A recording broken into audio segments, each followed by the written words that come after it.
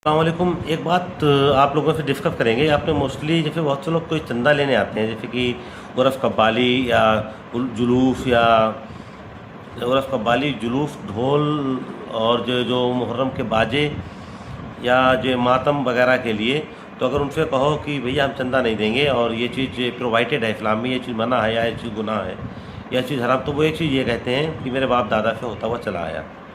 तो ठीक, ये तो कोई लॉजिक नहीं हुआ। बाप दादा से होता हुआ क्या चलाया? बाप दादा से होते हुए तो लोगों का देने क्या क्या चलाया है, तो वो तो नहीं चल पाएगा। दूसरी चीज़, वो एक चीज़ ये कहते हैं कि क्या फिर इसी में गुनाह है? जुआ, शराब, सूदखोरी और जिनाखोरी, तमाम तरीके के काम हो रहे हैं, तो क्या इन चीज़ों में, जुआ शराब वगैरह में, इसमें गुनाह नहीं है? फिर इसी में गुनाह है?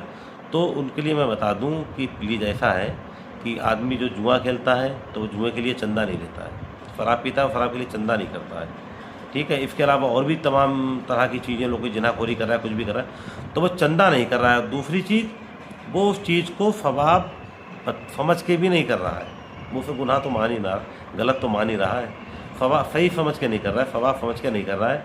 तो इसलिए ये एग्जाम्पल ना दिया करें कि गुनाह क्या सिर्फ यही है, गुनाह तो और भी है, ठीक है। अगर कोई आपको चंदा नहीं दे रहा है, उसकी मर्जी, वो फिर प्रोवाइडर लगता है, तो किसी पे क्यों चीज़ें थोपते हो, क्यों उसकी पीठ पीछे बुराई करते हो, और क्यों आप ज़बरदस्ती किसी चीज़ में करते हो?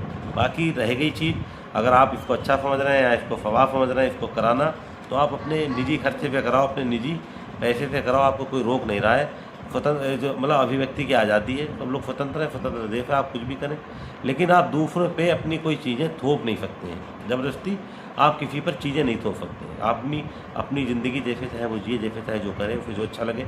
अपने आमाल अपने साथ हैं, सबको अपने गुनाह भरने हैं, अपने आमाल अपने साथ लेके जाना है, इसलिए आप किसी पर चीज़ें थोप नहीं सकते। अस्सलाम वालेकुम।